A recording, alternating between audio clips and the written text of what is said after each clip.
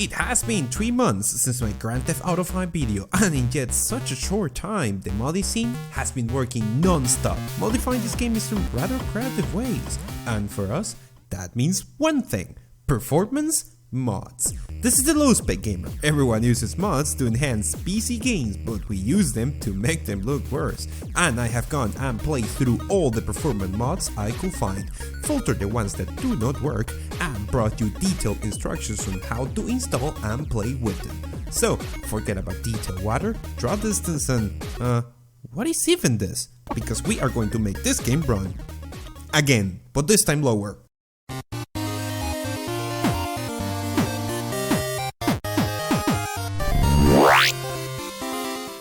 Oh, sorry about that!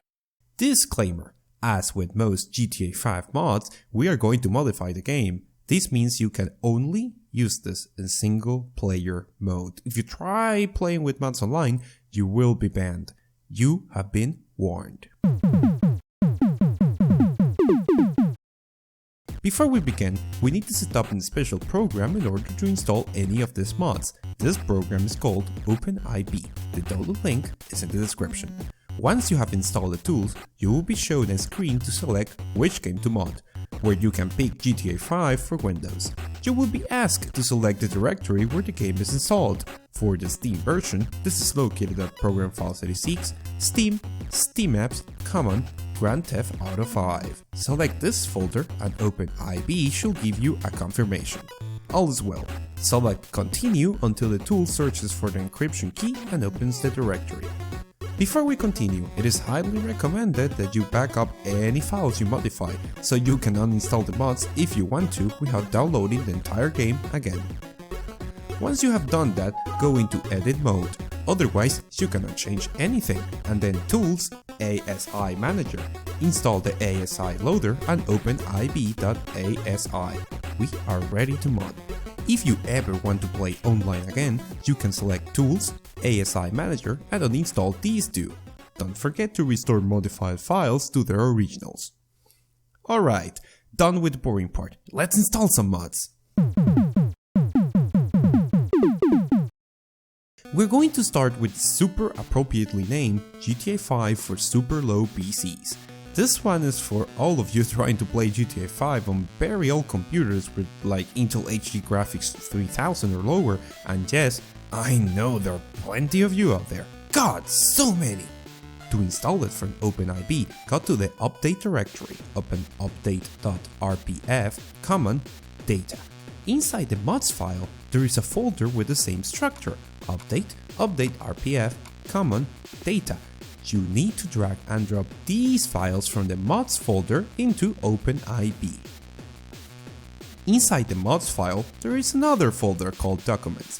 Inside of it is a custom super low effects, low resolution setting file for the game. Open it up in Notepad and copy everything until the video card description. Now, you need to open your GTA 5 settings file located at Documents, Rockstar Games, GTA 5. Open up your settings files, select everything until the video card description and paste the new custom configuration. You may ask, why didn't we just copy and overwrite the settings file? Well, in my experience, if the video card description is wrong, the game ignores the settings and brings the entire file back to default. To finish, return to OpenIB and select File, Rebuild. Once you finish rebuilding the game, you are ready to try out this mod.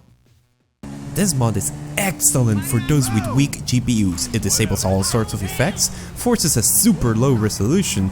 I mean, look at this thing, isn't it great? Furthermore, the draw distance is severely reduced, which is mostly noticeable on planes, like during the benchmark routine, but otherwise you will rarely notice. And you thought the game looked odd on the last video? Well, hold on your keyboards because we are not even done.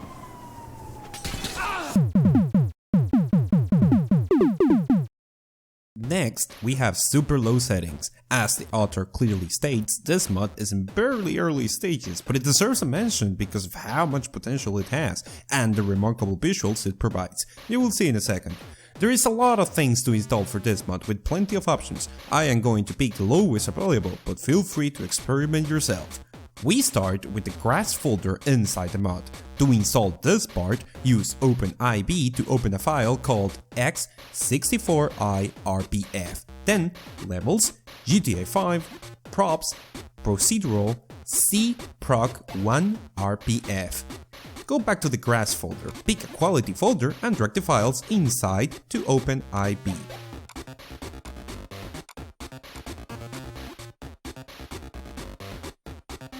Next is time cycle. To install this, return to the root GTA 5 folder and navigate to update rpf, common, data, time cycle. Back to the mod files, I'm going to pick the no water option. And you're probably getting the hang of this already, you need to drag these files to the correct folder on OpenIB. As of today's, the trees folder has not been implemented, so finally go to the visual settings folder and then I'm going to use the blocky pedestrian option. The visual settings file must be dragged to this folder and update.rpf, common, data.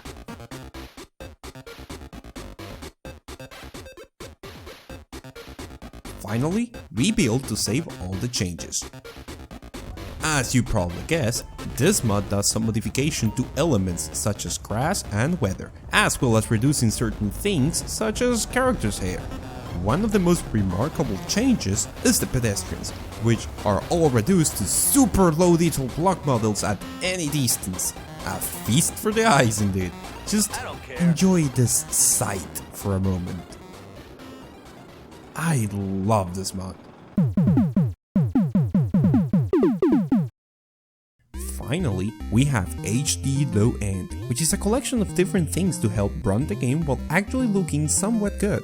Ignore the first folder, lower quality trees and grass, it's empty, and go to the second folder called One Step Further for Low End.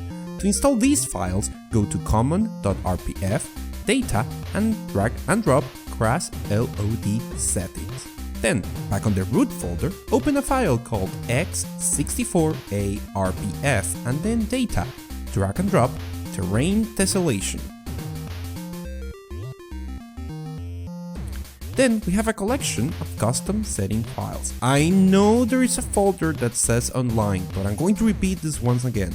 If you have the ASI or any of the files installed, you will be banned if you try to play online. So I'm going to pick the normal folder and go for the extreme low config file. As we did before, we're going to copy all the elements on the file until the video card description and copy them over our settings file. Then we have Sweet Effects. This will not change your performance, but it will make the game look a little brighter and better, even in low resolutions. To install it, you can drag and drop the contents of the Sweet Effects folder into the root GTA 5 folder in OpenIB. Finally, we have the visual settings and time cycle folder.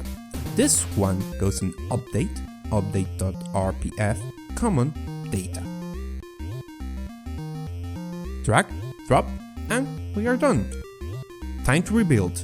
Once that is done, we are ready to play. As you may notice, Sweet Effects makes everything look shiny and interesting, even on low resolutions. I kinda dig it. On these settings, I rarely saw performance drops under 25, but yet, I must warn you, there are some bugs here and there, with transparent objects looking like they're solid. This will not affect gameplay, but it will look a little bit odd, like your vehicle is submerged into some sort of physicless liquid, but hey, performance is good. That is all for this episode. I know I have been a little slow on the upload as of late, but these videos take a surprising amount of work, and I was without internet for a week. But I'm already working on several highly requested videos, so look forward to that. With that said, it's time to talk about the last LowSpecGamer giveaway. The question of the giveaway was: what is the most extreme thing you have ever done to play a specific game?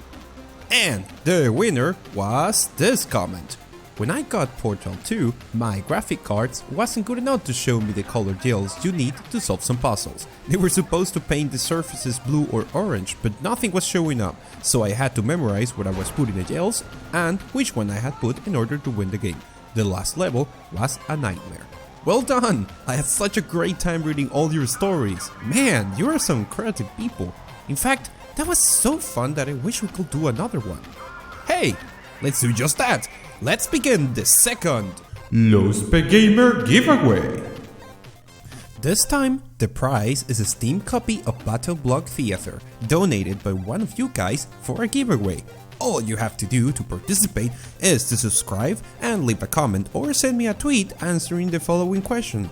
What is the lowest frame rate with which you have ever defeated a video game boss?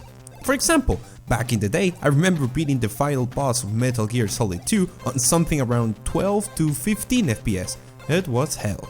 I will put any good answers on the list, and from there, pick a winner at random soon. See you on the next video.